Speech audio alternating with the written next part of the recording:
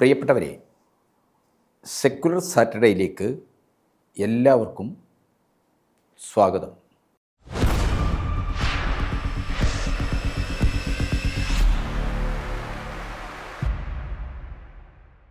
ഈ ശനിയാഴ്ച secular Saturday പരിശോധിക്കുന്നത് ഇന്നലെ വി ഡി സതീശൻ, നമ്മുടെ മുഖ്യമന്ത്രിയും ധനമന്ത്രിയുമായ വി ഡി സതീശൻ നിയമസഭയിൽ അവതരിപ്പിച്ച UDF സർക്കാരിൻ്റെ ബജറ്റിനെക്കുറിച്ചാണ്. ബജറ്റിൻ്റെ രാഷ്ട്രീയവും സമ്പദ്ശാസ്ത്രപരവുമായ വിവക്ഷകളെ സംബന്ധിച്ചാണ്. എന്ന് പറഞ്ഞാൽ UDF സർക്കാരിൻ്റെ ഈ ബജറ്റ് പിൻപറ്റുന്ന കേന്ദ്ര സർക്കാരിൻ്റെ, മോഡി സർക്കാരിൻ്റെ കോർപ്പറേറ്റ് അനുകൂല നയങ്ങളെ സംബന്ധിച്ചാണ്. തീർച്ചയായിട്ടും ഈ ബജറ്റ് അദാനിമാരുടെ കോർപ്പറേറ്റ് വികസന മോഹങ്ങളെയാണ് സേവിക്കുന്നത്. ഈ ബജറ്റിൻ്റെ നയപരമായ സമീപനം എന്ന് പറയുന്നത് സ്വകാര്യ കമ്പനികളുടെ താൽപ്പര്യങ്ങളെ സേവിക്കുന്നതാണ്, സംരക്ഷിക്കുന്നതാണ്. വി ഡി സതീശൻ സർക്കാരിൻ്റെ പ്രഥമ ബജറ്റ് തന്നെ കേരളത്തിൻ്റെ വളരെ വിഖ്യാതമായ ലോകോത്തരമായ കേരള മാതൃകയ്ക്ക് അന്ത്യം കുറിക്കുന്നതാണ് എന്ന് നമ്മൾ കാണണം. നമ്മുടെ ഭൂപരിഷ്കരണം ഉൾപ്പെടെയുള്ള നയങ്ങളിലൂടെ നമ്മൾ നേടിയ എല്ലാറ്റിനെയും ഇല്ലാതാക്കുന്നതാണ്. ആ അർത്ഥത്തിൽ അത് സ്വകാര്യവൽക്കരണത്തിനുള്ള സമ്പൂർണമായ ഒരു കരുതരേഖയായിട്ട് തന്നെ ഈ ബജറ്റിനെ നമുക്ക് കാണാം. ബജറ്റ് പ്രസംഗം അവസാനിപ്പിച്ചുകൊണ്ട് മുഖ്യമന്ത്രി സതീശൻ പറഞ്ഞത്, എൻ്റെ ഭരണമെന്നത് ഗവേണൻസ് വിത്ത് എമ്പതി എന്നാണ്. ആരോടാണ് സതീശൻ സർക്കാരിൻ്റെ അനുതാപം, എമ്പതി? അത് തീർച്ചയായിട്ടും ബജറ്റ് നിർദ്ദേശങ്ങളും പദ്ധതികളും പരിശോധിച്ചാൽ അദാനിമാരുൾപ്പെടുന്ന സ്വകാര്യ നിക്ഷേപകരോടാണ്, കോർപ്പറേറ്റുകളോടാണ്, അവരുടെ നിക്ഷേപ താൽപ്പര്യങ്ങളോടാണ് എന്ന് നമുക്ക് കൃത്യമായി മനസ്സിലാക്കാൻ കഴിയും. പാവങ്ങളെ കാണാത്തതും ക്ഷേമ പദ്ധതികളോട്, അതേപോലെ തന്നെ സർക്കാർ സേവന മേഖലകളോടും അങ്ങേയറ്റം നിഷേധാത്മകമായ സമീപനം പുലർത്തുന്നതാണ്. ഈ ബജറ്റിലെ നിർദ്ദേശങ്ങളെല്ലാം തന്നെ പാവപ്പെട്ടവരുടെ, സാധാരണക്കാരുടെ ജീവിതത്തിനും ഉന്നതിക്കും വേണ്ടിയുള്ള എല്ലാ ക്ഷേമ വികസന പരിപാടികളിൽ നിന്നും അതിനായുള്ള സർക്കാർ സേവന മേഖലകളിൽ നിന്നും ഗവൺമെൻറ് പിന്മാറുന്ന, അല്ലെങ്കിൽ ഗവൺമെൻറ് സാമൂഹ്യ ക്ഷേമ ഉത്തരവാദിത്തങ്ങളിൽ നിന്ന് വിഡ്രോ ചെയ്യുന്ന നയരേഖ എന്ന നിലക്ക് തന്നെ ഈ ബജറ്റിനെ നമുക്ക് കാണുന്നു. ക്ഷേമോന്മുഖവും വികസനോന്മുഖവുമായ കേരള വികസന മാതൃകയിൽ നിന്ന് സർക്കാർ പിന്മാറുകയും വികസന പദ്ധതികളെല്ലാം സ്വകാര്യ കമ്പനികൾക്ക് വിട്ടുകൊടുക്കുകയും ചെയ്യുന്ന സമീപനമാണ് ഈ ബജറ്റിലുടനീളമുള്ള എല്ലാ പദ്ധതികളുമായി ബന്ധപ്പെട്ടും മുന്നോട്ട് വച്ചിട്ടുള്ളത്.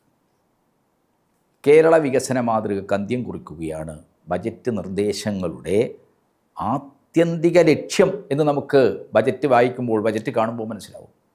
1992 അന്നത്തെ ലോകബാങ്കിൻ്റെ പ്രസിഡൻറ്റ് കടുത്ത വിപണിയുന്മുഖ വളർച്ചയുടേതായ ഈ ആഗോളവൽക്കരണത്തിൻ്റെ കാലത്ത് സേവന മേഖലകളുന്ന കേരള മാതൃകയ്ക്ക് പ്രസക്തിയില്ല എന്ന് പ്രഖ്യാപനം നടത്തിയത്. ക്ഷേമഘടനയിലും ബൃഹത്തായ സർക്കാർ സേവന മേഖലകളിലും ഊന്നുന്ന കേരള മാതൃക അവസാനിപ്പിക്കണം എന്നാണ് അന്ന് ലോകബാങ്ക് പറഞ്ഞത്, ലോകബാങ്ക് അധ്യക്ഷൻ കൽപ്പിച്ചത്. ഇന്ത്യയിൽ നരസിംഹറാവു ഗവൺമെൻറ് ആരംഭിച്ച സ്വകാര്യവൽക്കരണ, ഉദാരവൽക്കരണ പരിഷ്കാരങ്ങളുടെ ചുവട് പിടിച്ചുകൊണ്ടാണ് ഇവിടെ ഈ കേരളത്തിൽ, നമ്മുടെ സംസ്ഥാനത്ത് 1992 കരുണാകര സർക്കാർ ഘടനാപരമായ പരിഷ്കാരങ്ങൾക്കായുള്ള നിർദ്ദേശങ്ങൾ രൂപപ്പെടുത്താൻ അക്കാലത്തെ പ്ലാനിംഗ് ബോർഡിൻ്റെ വൈസ് ചെയർമാനായിരുന്ന ഡോക്ടർ ബി രാമചന്ദ്രൻ്റെ നേതൃത്വത്തിൽ ഒരു റിസോഴ്സസ് കമ്മീഷനെ നിയമിക്കുന്നത്. ആ റിസോഴ്സസ് കമ്മീഷൻ്റെ റിപ്പോർട്ട് അനുസരിച്ചാണ് ആരോഗ്യ വിദ്യാഭ്യാസ മേഖലകളിൽ ചെലവ് ചുരുക്കൽ പരിഷ്കാരങ്ങൾ കരുണാകര സർക്കാർ അടിച്ചേൽപ്പിച്ചത് സർക്കാർ ആശുപത്രികളിൽ സൗജന്യ ചികിത്സ നിഷേധിക്കുന്ന തരത്തിൽ OP ഷീട്ട് മുതൽ മോർച്ചറി ഫീസ് വരെ ഈടാക്കാൻ കരുണാകര സർക്കാർ തീരുമാനിച്ചു. ആ നടപടികളിലേക്ക് കടന്നു. സർക്കാർ എയ്ഡഡ് സ്കൂളുകൾ അൺഎക്കണോമിക് ആണെന്ന് വരുത്തി അടച്ചുപൂട്ടാൻ തുടങ്ങി. ഇതൊക്കെ ആർക്ക് വേണ്ടിയായിരുന്നു? സ്വകാര്യ സൂപ്പർ സ്പെഷ്യാലിറ്റി ആശുപത്രിക്കാർക്കും വിദ്യാഭ്യാസ കച്ചവടക്കാർക്കും അങ്ങനെ ആഗോളവൽക്കരണത്തിൻ്റെ സാഹചര്യം ഉപയോഗിച്ച് വളർന്നു വരുന്ന ഒരു സമ്പന്ന വർഗങ്ങൾക്കും വേണ്ടിയായിരുന്നു ഈ നടപടികളെല്ലാം അന്ന് കരുണാകര സർക്കാർ കൊണ്ടുവന്നത്. വാട്ടർ അതോറിറ്റി, KSEB, KSRTC തുടങ്ങിയ പൊതുമേഖലാ സ്ഥാപനങ്ങളെയെല്ലാം കമ്പനിവൽക്കരിച്ച് സ്വകാര്യവൽക്കരിക്കാനുള്ള തീരുമാനവും കരുണാകര സർക്കാർ അന്ന് എടുത്തു. ഇതിനെയെല്ലാം ജനകീയ സമരങ്ങളിലൂടെ പ്രതിരോധിച്ചാണ് ക്ഷേമരാഷ്ട്രഘടനയിലും സർക്കാർ സേവന മേഖലകളിലും അധിഷ്ഠിതമായ കേരള വികസന മാതൃകയെ ഇടതുപക്ഷം സംരക്ഷിച്ചത്.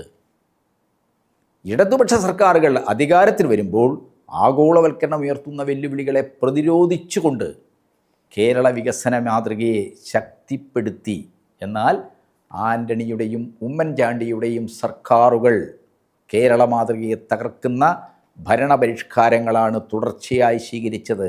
കടുത്ത സ്വകാര്യവൽക്കരണത്തിനും റിയൽ എസ്റ്റേറ്റ് ബിസിനസ് താൽപ്പര്യങ്ങൾക്കും വേണ്ടിയുള്ള കടും വെട്ട് തീരുമാനങ്ങളാണ് ഉമ്മൻചാണ്ടി സർക്കാരിൻ്റെ കാലത്ത് ഉണ്ടായതെന്ന് നമുക്കെല്ലാവർക്കും അറിയാം. 2001 ആൻ്റണി സർക്കാർ ADB നിർദ്ദേശമനുസരിച്ച് നടപ്പാക്കിയ ഘടനാപരമായ പരിഷ്കാരങ്ങളും ഭരണ നവീകരണ നടപടികളും പൊതുമേഖലയെ വിറ്റുതുലക്കുന്നതും സിവിൽ സർവീസിനെയാകെ ഡൗൺ സൈസ് ചെയ്യുന്നതും ആയിരുന്നു. ഇതിനെയെല്ലാം പ്രതിരോധിച്ചും അധികാരത്തിൽ വരുമ്പോൾ ക്ഷേമോന്മുഖവും വികസനോന്മുഖവുമായ നയങ്ങൾ നടപ്പാക്കിയുമാണ് ഇടതുപക്ഷം ജനോപകാരപ്രദമായ സർവീസ് മേഖലകളെയും ക്ഷേമ വികസന ഘടനയെയും സംരക്ഷിച്ചത്. കേരളം തോൽപ്പിച്ച നവലിബർ പരിഷ്കാരങ്ങളുടെ അപകടകരമായ പുനരാനയമാണ് സതീശൻ സർക്കാരിൻ്റെ പുതുയുഗ ബജറ്റിലൂടെ ജീവൻ വെച്ച് വരുന്നത്. അപകടകരമായ ഒരു നിയോലിബറൽ പദ്ധതിയാണ് ഈ പുതുയുഗ ബജറ്റ് മുന്നോട്ട് വെക്കുന്നത്. ഇതിലെ പ്രധാന പദ്ധതികളെല്ലാം കേന്ദ്ര സർക്കാരിൻ്റെ കോർപ്പറേറ്റ് വൽക്കരണ നയങ്ങളുമായി ചേർന്ന് നിൽക്കുന്നതാണ്. മാത്രവുമല്ല, നരേന്ദ്ര ദാമോദർ മോഡിയുടെ ക്രോണിയായ ചങ്ങാതിയായ അദാനിയുടെ താൽപ്പര്യങ്ങളുമായി ചേർന്നതാണ്. വടശ്ശേരി ദാമോദരമേനോൻ സതീശൻ്റെ ബജറ്റിലെയും പദ്ധതികളും നിർദ്ദേശങ്ങളും എല്ലാം തന്നെ സമുദ്ര mission, maritime museum, southern Kerala economic corridor, rare earth and critical minerals corridor, aviation hub, harbour hub, ഇതെല്ലാം തന്നെ കേന്ദ്ര സർക്കാരിൻ്റെ കോർപ്പറേറ്റ് അനുകൂല സ്വകാര്യവൽക്കരണ നയത്തിനാവശ്യമായ രീതിയിൽ തന്നെയുള്ള പദ്ധതികളാണ്. ഇന്ത്യയുടെ തുറമുഖ രംഗത്ത് ഏവിയേഷൻ മേഖലയിലുമൊക്കെ അതേപോലെ തന്നെ ഖനന മേഖലയിലുമൊക്കെ പിടിമുറുക്കി കഴിഞ്ഞിട്ടുള്ള അദാനിയുടെ സ്വപ്നങ്ങളെയാണ്, കോർപ്പറേറ്റ് വികസന മോഹങ്ങളെയാണ് ഈ ബജറ്റ് നിർദ്ദേശങ്ങൾ സേവിക്കുന്നതെന്ന കാര്യത്തിൽ ഒരു സംശയവുമില്ല. മിസ്റ്റർ സതീശൻ്റെ മംഗലാപുരം യാത്രയൊക്കെ നമ്മൾ ചർച്ച ചെയ്ത സർക്കാർ വികസന നയങ്ങളിൽ നിന്ന്, വികസന പദ്ധതികളിൽ നിന്ന്, ക്ഷേമ പദ്ധതികളിൽ നിന്ന് പിന്മാറുകയാണ്.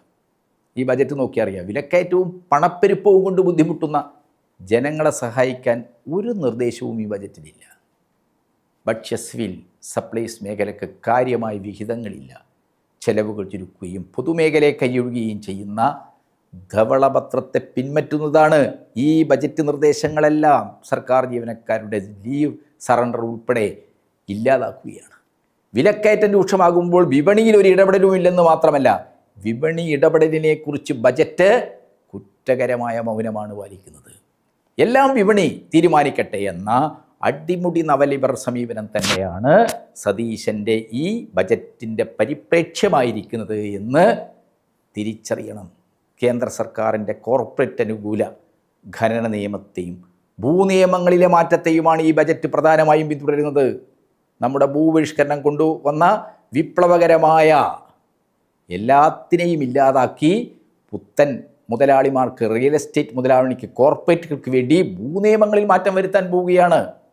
അദാനിമാർക്ക് വേണ്ടി കേന്ദ്ര സർക്കാർ കൊണ്ടുവന്ന ബ്ലൂ ഇക്കണോമി നയത്തിന് വഴങ്ങിയാണ് സമുദ്ര മിഷൻ പോലുള്ള പദ്ധതികൾ ഈ ബജറ്റിൽ പ്രഖ്യാപിച്ചിരിക്കുന്നത്.